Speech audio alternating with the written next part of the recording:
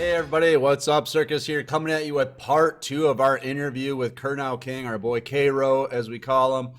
How you doing? Yeah, doing good. Yeah, Very good. pretty much the same as the last video, I'm sure. And Kamal, how you doing, buddy? Yeah. Doing great, man. Glad to be back for Glad to be another back. video. In case you guys missed it, and for some reason you're watching part 2 first, go back and watch part 1. Basically, we covered the top 16, the top 8, and the top 4. And now we're going to go through the finals game by game. I'm just going to start playing the footage, and we're just going to talk about what happened. As K-Ro was saying, he was pretty excited. He's going to be facing off against, a community friend in Zaid King. These are... If you follow us on Twitch or anything, you'll know that this community is pretty small to begin with, and everybody knows each other. So I know when I saw it was going to be Zaid King versus K-Ro, I was just like, oh my God, this is amazing. Yeah, it was a huge moment for the community, I think. And Good. for our Duel Links community, I think it was a very huge moment. Yeah, because it was when you get to do your voting for who's going to win the KC Cup. These were my two and only picks because I'm like, there's my boys, Zaid King, K-Ro, let's go. Yeah. So it was really exciting. All right, so I'll get the footage going here. Grand tournament. So were you nervous going into this, or were you like, you're a dead man, Zaid King? I, I was obviously I really wanted to win, but I was like so overwhelmed that I got here that maybe nerves weren't a huge thing. Like I was more nervous in the earlier rounds. Obviously, I still had some nerves, and I still really wanted it. But I was definitely calmed down by Zaid didn't open very well in the first game, and I opened amazing, so that instantly settled me. I'm sure you guys have had to have faced off before at some point in a tournament or team wars, or clan yeah, wars, we or played in tournaments, and we were actually on the same team in team wars and clan wars for a season or two. So yeah, we know each other pretty well, and we also, like I said, we prepped for this event together because we didn't think it was likely we would play each other. and here you are.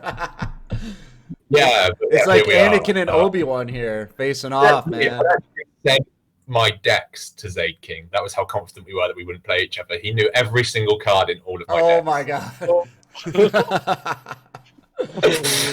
God. And I knew about 95% of what he was playing too. And he would have told me if I asked. I just didn't. Like I said again, I didn't think that I would have to play him because we both had to be in the final for that to happen, and that didn't seem possible. Okay. So yeah, but anyway, I knew roughly that this was heroes. The back row couldn't be that good, and I drew amazing. So I would say that I didn't really have a huge amount of nerves here. I was just working out the best way to force out the mass change that was likely set, and then I wanted to get Zaid below 1,000 life points because I had back row and I didn't want him to be able to use CC. Okay. Did you guys talk before the finals at all? Like text or anything? Or? We were talking throughout the tournament, but when it got to about 20 minutes before our game was meant to be, we both sort of sent a message to each other being like, good luck, like all the best. Probably shouldn't talk for a little bit, but yeah, we're both really proud of each other for making it. So I know really... if I was you and I was going into the finals and Zaid texted me that at that 20-minute mark and said good luck, I would have replied, who is this? And he would have said Zaid King. I would have said, oh really? I thought it was a dead man. That's what I would have done. You're a dead man. We're no longer friends. It's over. Oh my God. So you did force out the mass change here, it looks like. Yeah, I forced out the mass change. They pretty smart, put it in defense mode, trying to save all the life points possible. But yeah, I also had you're about to see the Cosmo Rain drop down, and that was the real killer because it meant I could do over 3,000 points of damage, and I can't remember exactly what my back row was, but it was either a Karma Cut or an enemy controller, and because he had no way to destroy it outside of Trunade, which he didn't have, it basically meant the game was over. And also, 3,000 attack is actually really a lot of attack for heroes to deal with. They've only got one way to get over that easily, and that is Trinity. Yeah. Okay. He clearly didn't have the cards to be able to do that in his hand. So I felt very confident at this point that I'd won the game already. It's just a formality at this point. Yeah. I think the delay. I think when I set the delay, even confirmed that was a CC for me. So I was like, okay, you can use that. You've got one card in hand. And I'm pretty sure he scoops up at this point. Yeah, had he chose to use the CC, he would have just been dead. Yeah, so there you go. Yeah. So for the very first time in the entire day, I think I could win this. I'm 1-0 up in the final. I could actually win the World Championships. And I think that's what killed me. Finally thinking I could win it was my... You were too cocky, kid. You were too cocky. Oh, gosh. So yeah, it's Shiranui against Neos. I got to go first. I drew pretty well for the beginning of the game. I have my shell, which I could add another one of, my Neos fusion. Have other stuff in hand, which I'll go through later. I was fairly confident at this point, hand-wise. Obviously, he could have had a broken hand, and I'd have taken that back. But it all looked good early on. How did Neos perform for you throughout the tournament? I think it went 2-2, so not bad. And it lost this game, and it lost the Blackwing game, which they really couldn't have won. And the 2 games it did win, it did well. So yeah, very happy with the deck overall. I think it's a very powerful deck. Shout out to Neg1 for convincing me that 20 cards is the best way to play it. Oh yeah, he was taking credit for that on stream. I'll tell you that much. No big deal or anything, but I'm the one. But okay, so this is a very good deck altogether across the tournament. This is where it goes wrong for me because I have 1 volcanic shell in hand, and I just drew into my 2nd volcanic shell, and my 3rd is in the graveyard already. So I cannot activate Switcheroo anymore. Yeah. Okay. Which means that, and I've got 2 dead cards in my hand now. So I went any other card of the 12 cards in my deck at that time, I'd have been in a really good spot, and I'd have had like an extra 1 or 2 cards. But as it turned out, you get the 1 card you can't do anything with. Yeah, and then that chain hit my Alistair, and that was even worse. So all of a sudden, I'd literally just have the 2 dead cards and the Ultimate Providence set, which, as you're about to see, also meets its demise. So that's just has to feel the worst, right? Especially like if you did get your switcheroo and you send back the shell and it gives you the shell back.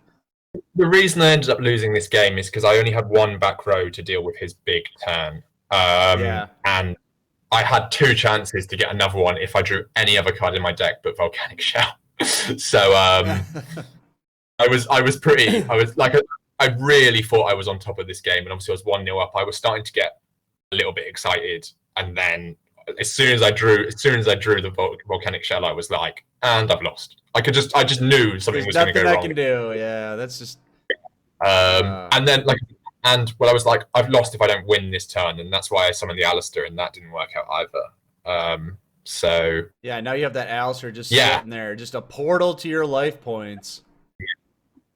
And then also he had a Ballista Squad to destroy my trap card, which was my only other form of defense. That's why I needed a second one. So he just had the hand to beat this hand when I didn't get to use Switcheroo. Yeah, and he didn't have to go through the whole ladder of syncing up to the 10 and everything. He just said 8's good enough. I can really hit him with this. And no, it was tough. And one thing I'll say is that in terms of so for the tournament, you got to pick which order you sent your decks randomly, and then you'd find out when the game started what deck of your opponents you were playing. And I always got the bad matchups in the final. I didn't pick the right order at all. Oh, so you had to pick them ahead of time.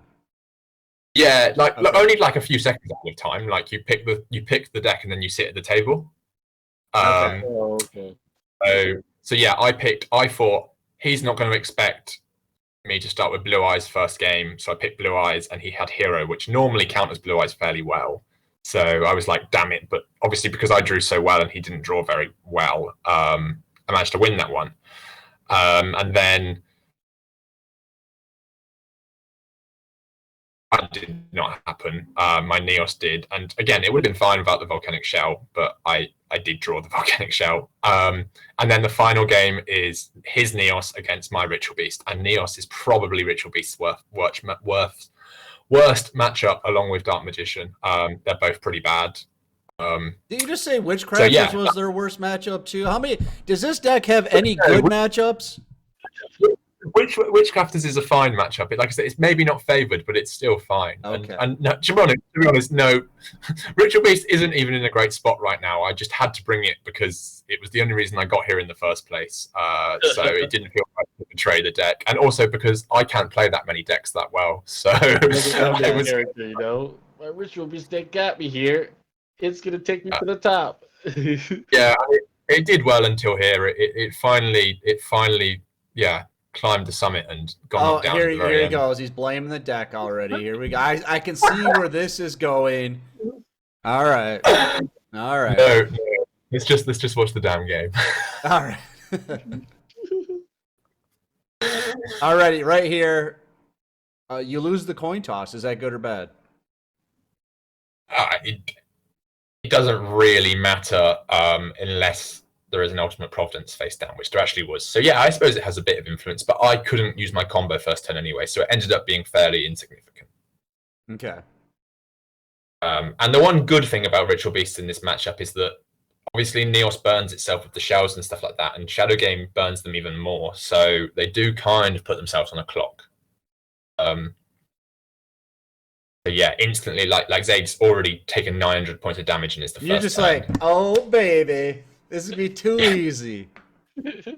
No, I didn't think that for this one, Okay. especially because my hand was lots of back row. I couldn't really do anything proactively, so and I assumed there was no Ultimate Providence set, so I really just had to play defensively. So I believe my play this turn was just set everything I could set and end my turn. That's a pretty noob move because you're going to set a back row. Do you set any more back row? Because then we know the first back row you set is the most important one. See, right now, I know that first one's more important, right? I don't think you necessarily do because I was just checking for the CC delay. Okay. That was a very long delay then because that was like almost a full minute. Now you just set that one. What's going on here? That was checking for some monster delay, right? Okay. Like a cut, right? This seems a very unorthodox way of setting cards. That's all I'm saying.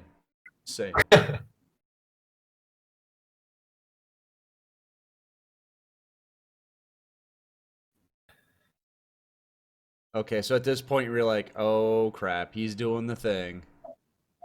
Yeah, and he also obviously read the head finish change set because he dodged it, so I couldn't negate it. But he's at 2,600. You got to feel pretty good about that. I mean, he's doing it to himself. I still felt in an okay position here. Obviously, he does manage to make his graveyard go from 4 cards to 2 cards, which means he's going to burn out a bit slower. But I would say it's fine. He played around the Wall of Disruption. I didn't have it, but it's still right to play around it. And yeah, I had basically no choice but to finish chain this, which I do. Because you would have taken a lot of damage here. Yeah. So like, okay. Can you pause the video at the start of my turn? Yeah. And stop. Okay. There we go. Cool. So this is where I think maybe I could have done some stuff differently. I knew that was an Ultimate Providence set. Ultimate Providence really hurts Ritual Beast. There's not many easy ways to play around it. You have to have a big board. The only thing that I had going for me is that I had another chain set so I could stall out a bit longer. And I had a return set as well, which meant that even if he did Providence me, I could get my window back on the board for more protection. So I'm trying to work out how to play around it right now. And for some reason, and I'm not quite sure why I did this, because I don't ever think there was any chance he'd have negated a Hawk. Instead of summoning Hawk and using the effect to send a second Winder, I just said it and went into multi-petal Fin. Now, I have to say, looking back on it, I probably should have just summoned the Hawk and sent a second Winder so I could tag out into double Winder. Because you can play now, and you'll see why I should have done that later. All right. How many times have you watched this match? Oh, about 15 times. Okay. So lots of people have told me that I misplayed here somewhere where I didn't really misplay. So You know, if I were you and some backseat duelist came up and said, "Oh, you misplayed," I'd be like, "Oh, really? Oh, really? Which one of us was at Worlds?" Okay, I didn't misplay. You sit at home, you misplayed because you're at home. If you didn't misplay, you'd be at Worlds. Were you at Worlds? No, I was at Worlds. Were you? No, I was. Were you? What were you? All right then. Misplay. Get out of here. Yeah. Maybe I should have been like that. I should have been tougher. But yeah, man. Be like, no. Misplay. Let's go right now. Best of 3, buddy. What are you gonna pull out your Arrow Mage deck? Let's go. So there's an Alistair in hand. He's attacking. He knows that he can use the Alistair to force out attack. Now, if you can pause it again. Yeah. I had sent 2 Enders in the banish pile. I would have tried to tag out here. He would have gone Ultimate Providence, which was set to negate it, but then I'd have been able to use my Short Beast return to summon a Winder anyway, and then I've had a Winder Engrave, which I could have used to go into another ulti Petal Fin, and I'd be in a decent spot. Instead, I had to use Fiendish Chain. Felt, and I think that might have been the misplay because from this position, I was on a clock where he had so many different cards that he could top deck and he would be able to win. And I didn't have any room for any back row or anything like that. It was just really tough from here. So yeah, in hindsight, I kind of wish that I didn't use that second Fiendish Chain on the Neos and I instead let the attack through. I don't know if I'd have won the game, but I might have had more chance. Okay. So that's why I think it's a debatable play, because obviously it does give me more time now, but in the long run, maybe it would have been better to save that for something, a bigger threat, i.e. a second Purgatrio. And he'd have been burning, he'd used the Providence by now. Are you worried right now that your back row is also clogged?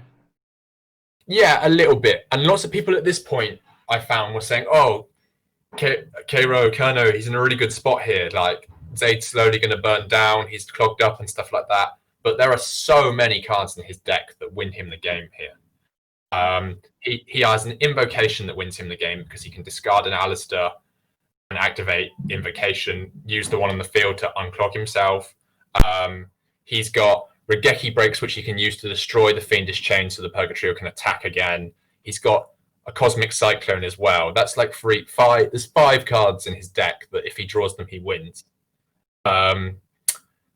So yeah, I was really waiting to die at this point. Really? Is it just a sinking feeling at this point? Just like, oh. Yeah, a little bit. Because I couldn't really do my Dolphin plays either because he had the Ultimate Providence. I had to try and bait that out earlier. I was just in a spot where I didn't really have much option. I just had to wait and see which card he found to kill me. My only hope was drawing a Wall of Disruption. So I had 2 outs in 12 cards, and he had about 5 or 6 outs. Okay. He even had a Forbidden Lance which was another out as well in theory. So yeah, this was a sticky. He had a lot of card advantage on you. Oh, I mean, look at his hand there. I mean, he's got 5 in the hand. He's got 4 on the field. He's got protection in the grave. It really is good at building up card advantage. And also, Zayd was very good. I tried to bait out that Providence from now every turn, and he never fell for the bait. He knew that he needed to save it and didn't use it. Which is frustrating. It's annoying that in the World Championships, you have to play one of the best players in the game. Like, any ladder player would have fallen for that and I'd have won. But no, he knew to save the Providence. The tournament fell for that. You know? Yeah. So we're both just ending now. He's slowly burning down, but it doesn't really matter because he's still got 10 turns until he's got to start worrying. Not quite that many, he'd have to discard cards, but a long time, and he's got a lot of outs, so I'm in trouble. And now I realised that at this point, and that's why I send the pinky, because I'm like, I'm on a clock now. I've got to try and kill him, or I die. Now I knew that my attempt at killing him was probably going to be unsuccessful, but I had to at least give it a shot, because else I just lost. If you could just with a deck like this, if you could just land a shot for like 800 points, right? I mean, that could change the whole game, because then the burn becomes more active. You know? Yeah, and I did. So it's about to all happen soon.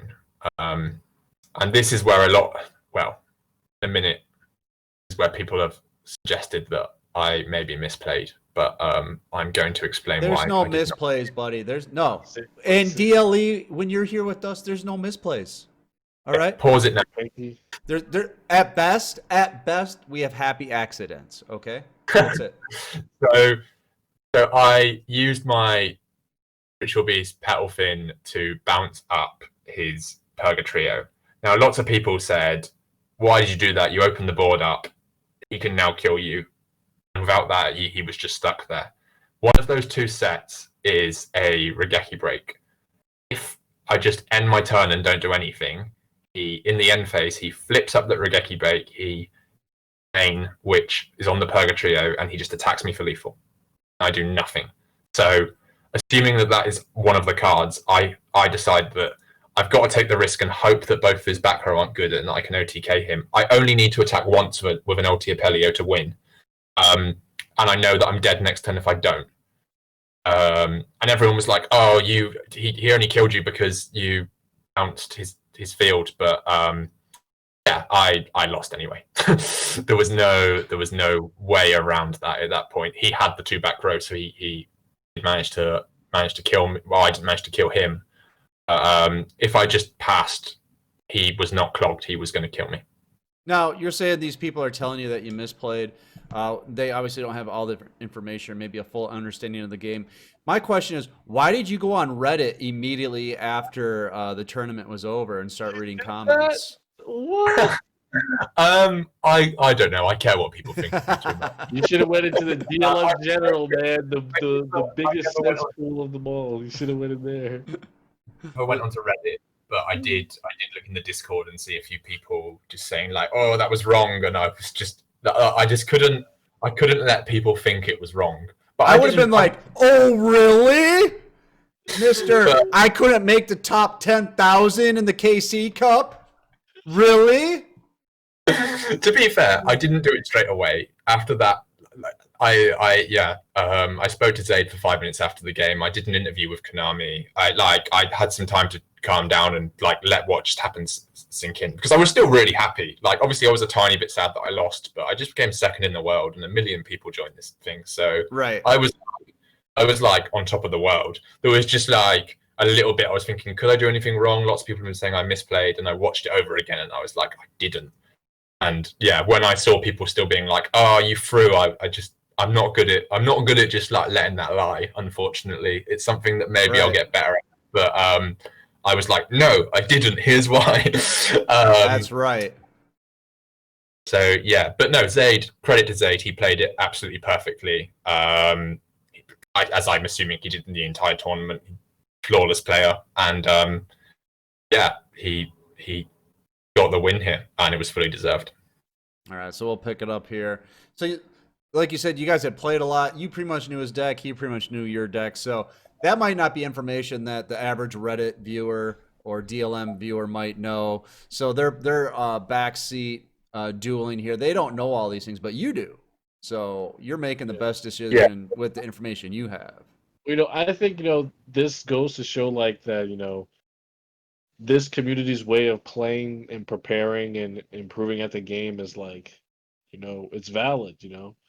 What people do to get to the top in the NA or this sphere of the competitive scene it's good. It's working. Yeah. Okay. So yeah, there was the Providence that I've been fearing all game. I had it confirmed. He was just waiting to use it, and then so he could go for game. Yeah. Yeah. yeah, he held it until the exact right time. But then I activate the return, and I think there's a bit of excitement here because if he doesn't have a Geki break here, then I can still win the game. But as we're about to see, he does. Honestly, when I saw you play that, I was like, oh no, it's not enough. It's not enough. And then I was just like, ugh. And then I'm like, because you play one from the hand now, right? No, I just set an end now. Oh, I'm dead. I think I actually like on screen conceded at this point. I clapped. I mean, maybe I should have pretended I had a wall of disruption, but he was going to attack anyway because there's no reason for him not to. Right.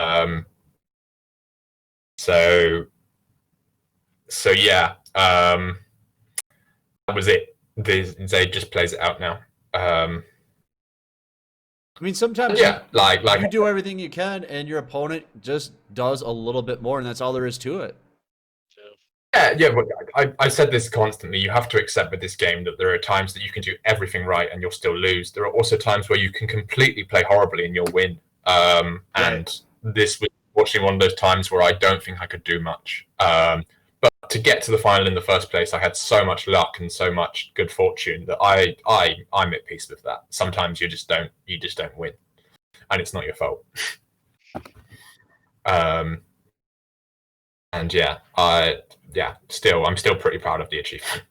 Man, when I heard it was you two in the finals, I was just grinning ear to ear. I was at work at the time, and just thinking to myself, because there's no one at work I can talk to about this, and just be like, yeah, these two guys that I know are in the finals. It's great. It's the world championship, But it's just great to see two people that we know so well do so well on such a large stage like this. No, and it was great to have all the support. And I think that's a shared sentiment that we both share. It was so overwhelming having everyone cheer us on all the way, and having you guys stream us, and having everyone get so genuinely excited when we were doing well. So it's a strange feeling knowing that people care that much how you do at something. So that was really nice. Us. Yeah, I was saying, I think it was to Ryan Kamel earlier this weekend. I was like, this really makes a legitimate the community, right? The Twitch Discord community that's been going on for the past 2 or 3 years. NA always gets beat up, or EU always gets beat up on the world stage. It's always, the Japanese players taking it home. And finally, you guys legitimize our community. And I just think it's great. All the stuff we've been doing for the past 2 or 3 years came to a head here in this World's Championship. Yeah, it's nice. It's surreal. Thinking that I represent in some ways the community in that sense. I definitely would not have said I was qualified to do that before all this happened, but it's every stage it just seemed to work out for me, and the finals obviously went. Apart from the final games in the finals overall went very well. Yeah, because it's hard to think about it, but I mean, really, the Twitch and Discord community is the closest thing to a pro league that North America and the EU have. I shouldn't even say North America, South America too, because we get a lot of Brazilian players. So, I mean, it's the closest thing we have to a pro league for this game. Yeah. There are so many good players that could also have been in the same position as me. That I think again that's something that I want to reiterate. Obviously, it is tough to do this well and to do well. But there are a lot of people capable of doing it. It's just whoever had the luck on the day, and I had the luck to qualify. But yeah, and again, so did Zayd. But Zayd, again, full props to him. He is one of, if not the best player right now, so he fully deserved it. Yeah, definitely. Any thoughts, Kamel? No, nothing. I'm just once again, I'm really glad that you made it this far, and you do represent the community, and thank you for legitimizing, the way we play the game. That's it. I mean, just really happy about that. It's just really, I feel almost vindicated because, some of you may know that I fell out of the game last year, and it was pretty tough. And I I really wasn't sure I was going to come back. And then spent a few months thinking about it, not playing, and then I slowly got back into the game. And the reason I got so good with Ritual Beast is because they were free to play, and I didn't want to spend any money. Built my way back in. I found myself getting a bit better, so I decided when COVID happened, I had some time to try really hard for this, and it worked out, and that I did well. I feel really happy that I came back, and I love this community and everyone in it. So yeah, just like thanks to all of you for making me come back and giving me the motivation to get better and try every day. Of course, man. We're so glad that you decided to come back. That was one of those ones where it's like, oh, I understand why you're leaving, but we're gonna miss the hell out of you. And when I heard you were coming back, I was very excited about it. It's great. The community is a better place to hear. Definitely. And if you're if you're a YouTube viewer, only viewer, and you haven't seen the Twitch community, the Discord community, make sure to check it out. It's a small community, but it's a very tight knit one, and everybody's friends, and it's a lot of fun. So make sure to get into it. It's a great place to learn a lot about the game, and it's great because you get to meet all these top tier players and realize they're just like everybody else. You know, it's great. Play against them in events and stuff, man. Yeah. Great. All right, guys, we're gonna get out of here. This was another great video series. I hope it does well. So make sure to get in the Discord, like I said, because that's where everything happens. That's where we announce our tournaments and stuff, and that's where you can talk to top players like KW Rowe, also known as Kernow King. And congratulations on your second place finish, man. That I was like really. That's one of the things I said to you. I'm like, second place is still really good, man. That's still really, really good. I'm still very happy about it. And yeah, cheers. Thanks so much to everyone that helped me practice for this event. My UK team, amusement park, the team, my team was team. Lots of guys outside of that too really helped me for this. So yeah, thank you to all of you as well. Thanks to everyone. All right. Any last thoughts come out before we get out of here, buddy? And I just gotta plug some stuff. You know, our partnership with Gamersupps. Use code DEALY for 10% off. Link in the description. And our partnership with Raid Shadow Legends going on for the next week. Use the link and download Raid Shadow Legends on PC and complete the tutorial, and you'll be supporting us a lot. We're going to be holding $50 tournaments for reaching goals. All right. Now we're going to get out of here. All right. I'm Circus. That's Kamel. That's Kernow King. We'll see you later. So.